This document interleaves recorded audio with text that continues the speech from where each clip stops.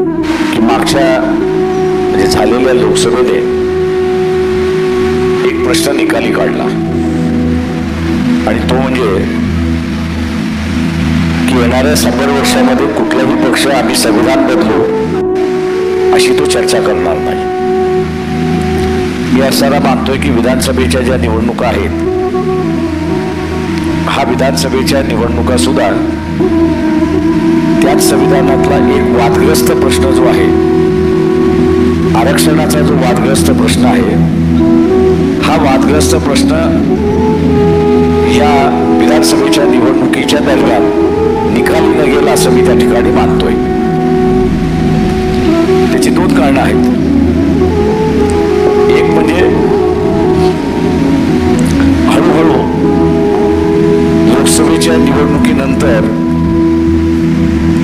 ज्या राजकीय पक्षांचा अजेंडा होता की आपण संविधान संतांच्या विचाराचं न राहता ते वैदिक विचाराचं होईल अशी ज्यांची कल्पना होती, त्यांच्या आता लक्षात आलं की ते आता शक्य नाही आहे आणि म्हणून जे आहे ते आपण स्वीकारलं पाहिजे। आरक्षणाच्या संदर्भात सुद्धा तेच आहे। आम्ही जो आता असणारा मार्ग अवलंबलेला आहे, आरक्षण बचाव यात्रा जी काढलेली आहे, त्याच्यामधल्या असणाऱ्या अनेक मुद्द्यांना आम्ही असणारा हात घालतोय। पहिला मुद्दा की राजकीय पक्ष ज्यांचं स्वरूप आपल्याला कुठल्या तरी जातीशी जुळलेलं आहे असं दिसतंय, म्हणजे काँग्रेस असेल किंवा NCP असेल, हे पक्ष जे आहेत हे मराठा समाजाशी जुळलेत असं आपल्याला दिसतंय। दुसऱ्या बाजूस BJP आणि उद्धव ठाकरे यांचं तसं समाजाशी नातं बघितलं तर एक कायस्थ आहे आणि दुसरं असणारा ब्राह्मण आहे। पॉलिटिकल फेस आपण बघितला त्यांचा, तर पॉलिटिकल फेस हा या दोघांचाही अँटी आरक्षण आहे अशी असणारी परिस्थिती आहे, म्हणजे आरक्षणाच्या विरोधी आहे अशी असणारी परिस्थिती आहे। पण OBC त्यांच्याबरोबर असल्यामुळे छुप्या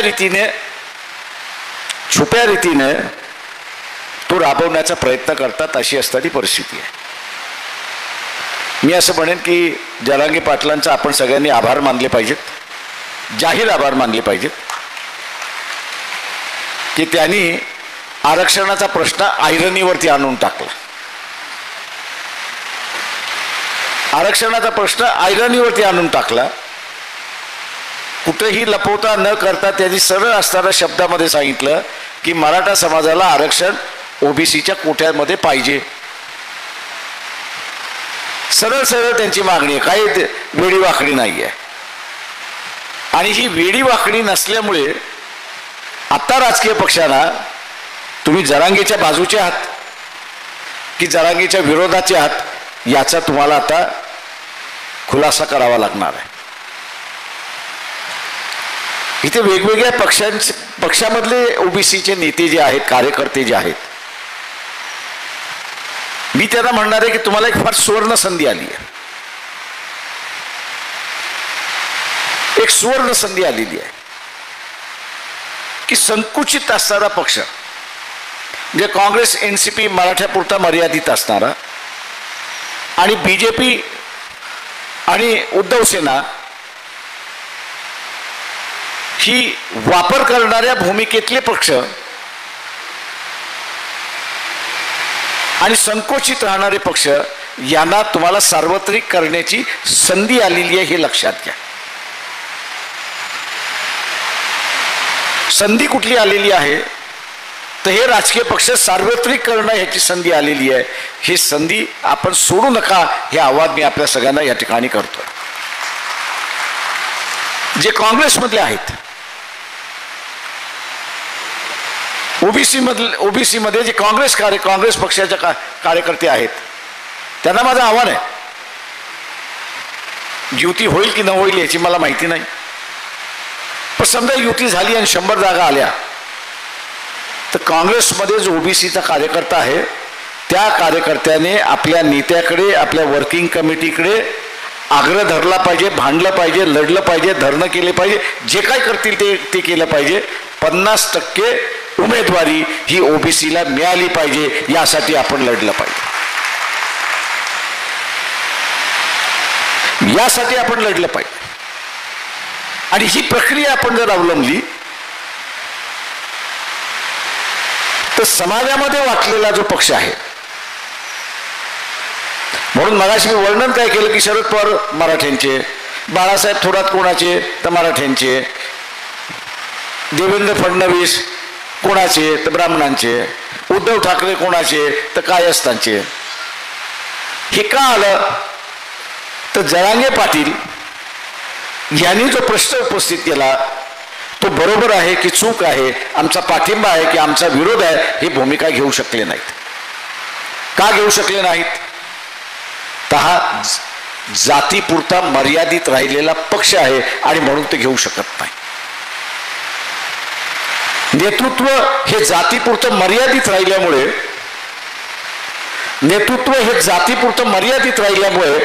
ते उरलेल्याशी बघायला तयार नाहीत अशी परिस्थिती आहे.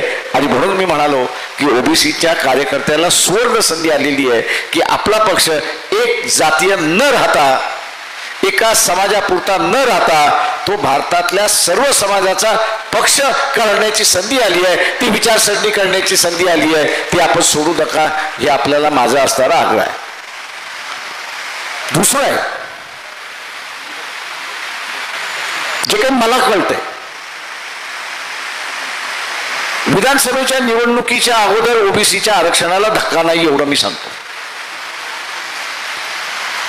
पण विधानसभेच्या निवडणुका संपल्या की धक्के लागायला सुरुवात होणार हे आपण लक्षात घ्या. ते 2 पद्धतीने लागणार.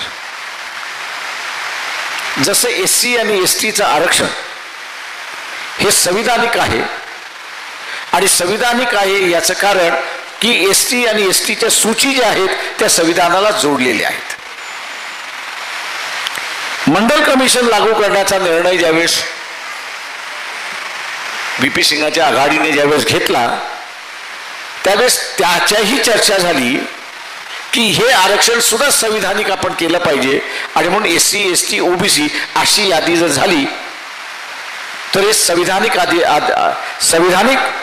आरक्षण होईल. आणि मग ज्या संविधानिक पद्धतीने संविधान बदलवता येईल त्याच पद्धतीने हे बदल झाला तर मग त्याला कोणी हात लावू शकत नाही अशी असणारी परिस्थिती आहे. परंतु त्यावेळेसच्या भारतीय जनता पक्ष असेल किंवा त्यावेळेचं काँग्रेस असेल, त्यांनी घटना दुरुस्तीचं जे प्रपोजल गेलं होतं, ठराव गेला होता, त्याला आम्ही पाठिंबा देणार नाही असं जाहीर केलं.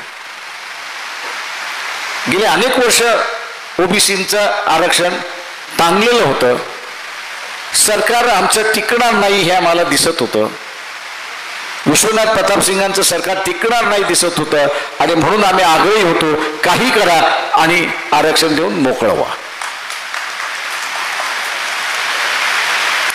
जी गाडी चालली नाही तिला आपण ढकला तर खरं, ढकललं की चालायला सुरुवात होते. आणि म्हणून अध्यादेश काढून असणारं ओबीसीचं आरक्षण देण्यात आलं. GR काढून अध्यादेश, GR काढून ओबीसीचं आरक्षण त्या ठिकाणी देण्यात आलं. आणि आता ओबीसीची वैधता म्हणजे ओबीसीच्या आरक्षणाची संविधानिक वैधता झाली, त्याच्यावर तो इश्यू संपला. जो इश्यू राहिलेला आहेत ते 2 आहेत की जे जस्टिस खानविलकरांच्या जजमेंटमधनं एक आलं लोकसंख्येचा, दुसरा आला की अजून उपस्थित केला नाही पण तो उपस्थित होण्याची शक्यता मला जी दिसते ती म्हणजे अध्यादेश काढून कोणाला तुम्ही असणारं आरक्षण देऊ शकता का. इंदिरा साहनीच्या जजमेंटमध्ये अध्यादेशाची चर्चा नाही आहे. जी काही चर्चा आहे ते ओबीसीची यादी जी सूची करण्यात आली, ज्यांच्यामध्ये नावं देण्यात आली, ती यादी आणि पद्धत आणि ओबीसीना आरक्षण संविधानिकरित्याने देता येतं का, कॉन्स्टिट्युशनली व्हॅलिड आहे का, ते तपासलं गेलं. आणि तिथं ते सांगण्यात आलं की हे कॉन्स्टिट्युशनल आहे आणि म्हणून अंमलबजावणी त्या अध्यादेशाची झाली, हे आपण लक्षात घ्या. दुसरी चर्चा मी जी ऐकतोय की विधानसभेच्या नंतर ह्याला असणारं थांबवता कसं येईल अशी असणारी परिस्थिती. आपण बघत असाल की अनेक ओबीसी संघटनांची मागणी आहे की जात न्याय जनगणना झाली पाहिजे. आणि दुसऱ्या बाजूस शरद पवारांसारखे व्यक्तिमत्व आहेत, चुका कधी करत नाहीत, पण यावेळेस त्यांच्या मनामध्ये जे होतं ते ओटावरती आलं आणि त्यांनी असं म्हटलं की 225 समाजाचे उमेदवार आम्ही निवडून आणू. नंतर तो बदलला, आघाडीचा शब्द आला. हे 225 जे आहे हा लोकसभेसारखा झाला की ओबीसीला उमेदवारीच कुठल्या पक्षाने दिली नाही. तो 225 आकडा गाठणं सहज आहे. आपसामध्ये लढाई आहेत. आपसामधल्या लढाई असल्यामुळे निवडून कोण येणार, तर नात्या गोत्याचेच निवडून येणार. आणि नात्या गोत्याचे निवडून आले तर मग हीच ओबीसीची मागणी मान्य करायची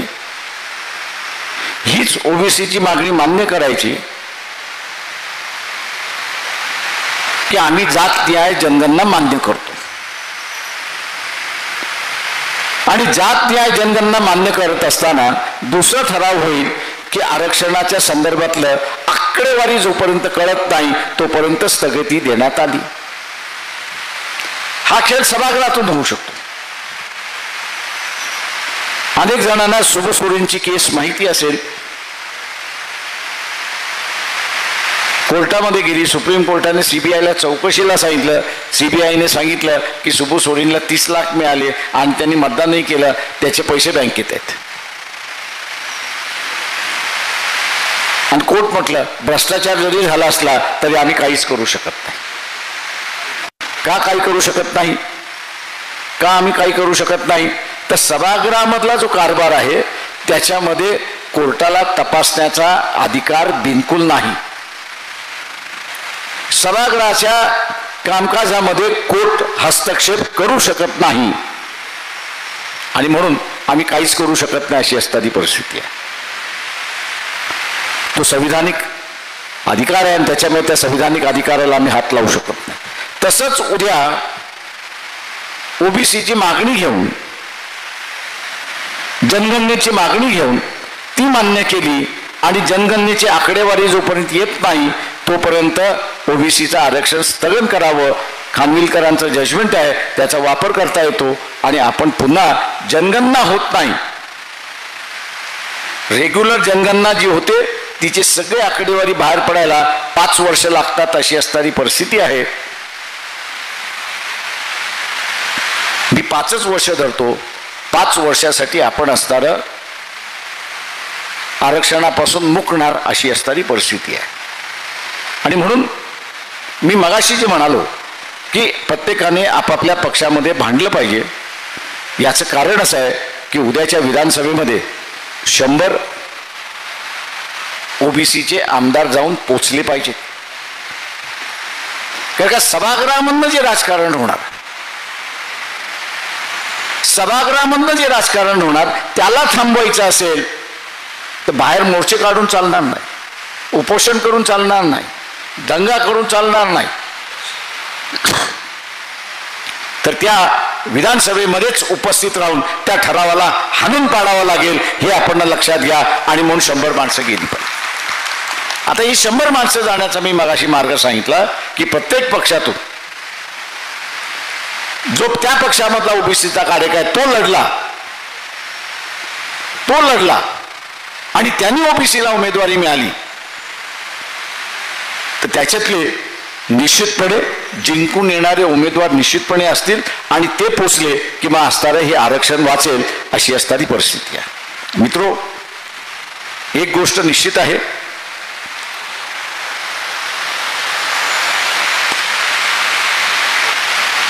ती म्हणजे वेगवेगळ्या ओबीसी मधला घटक जो आहे समाज, याचे अधिवेशन होतात, लाखोचे अधिवेशन होतात. पण हे सगळे लाखोचे अधिवेशन वाया आहेत असं मी त्या ठिकाणी मानतो. मी एक उदाहरण दे. पंढरपूरमध्ये धनगर समाजाने मेळावा घेतला, अटल बिहारी वाजपेयीला बोलवलं, 5 लाखाच्या वरती धनगर समाज होता. 2 महिने 2.5 महिन्यानंतर लोकसभेच्या निवडणुका आल्या आणि त्या लोकसभेच्या निवडणुकीमध्ये भारतीय जनता पक्षाने एकही धनगर समाजाचा लोकसभेला उमेदवार दिला नाही. ही वस्तुस्थिती आहे. माझ्याकडे अनेक धनगर समाजाचे कार्यकर्ते होते. तुम्ही बघा असं कसं झालं. म्हटलं मी तुम्हाला अगोदरपासून सांगतोय की समाजाचे मेळावे म्हणजे समाजाचा ताकद दाखवणं एवढंच पुरतं होतं, त्याच्या पुढचं काही होत नाही. समाजाची ताकद दाखवता, पण तीच ताकद विधानसभेच्या किंवा लोकसभेच्या मतदारसंघामध्ये आली तर ती लाखामध्ये होते, ती काही हजारामध्ये असते. आणि ती लाखामध्ये असेल आणि हजारामध्ये असेल तर जिंकू देत नाही अशी असणारी परिस्थिती आहे. आणि म्हणून डावलायला म्हटलं कधी झाली याची कधी झाली यामध्ये करण्याची ही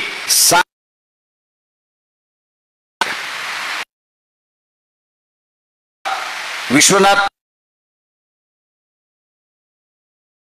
की आम्ही आणि त्याच दिवशी त्यांनी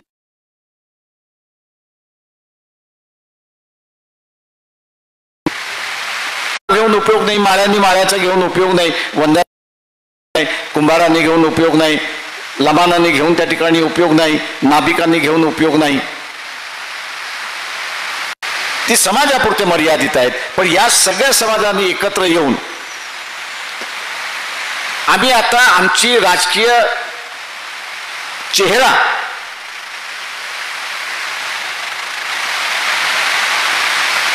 ओबीसींचा राजकीय फेस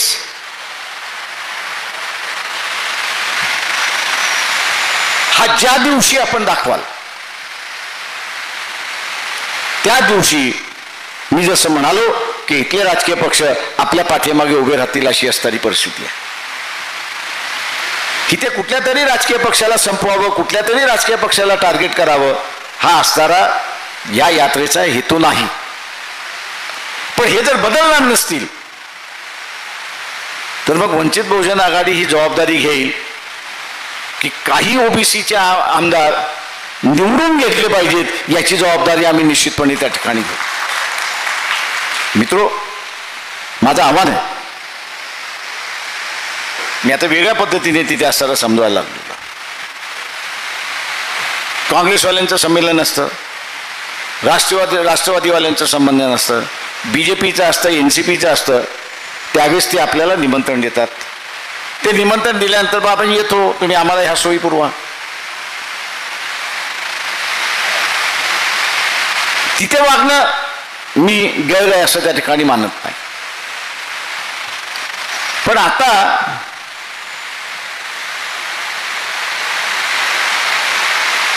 लग्न जे आहे आणि वधूवर जो आहे तो आपणच आहोत. लग्नही आपलंच आहे आणि वधूवरही आपणच आहोत. आता लग्न लावायचं असेल तर तिथे वधूवराला पोचलं पाहिजे. तो पोचला नाही तर लग्न लागणार नाही.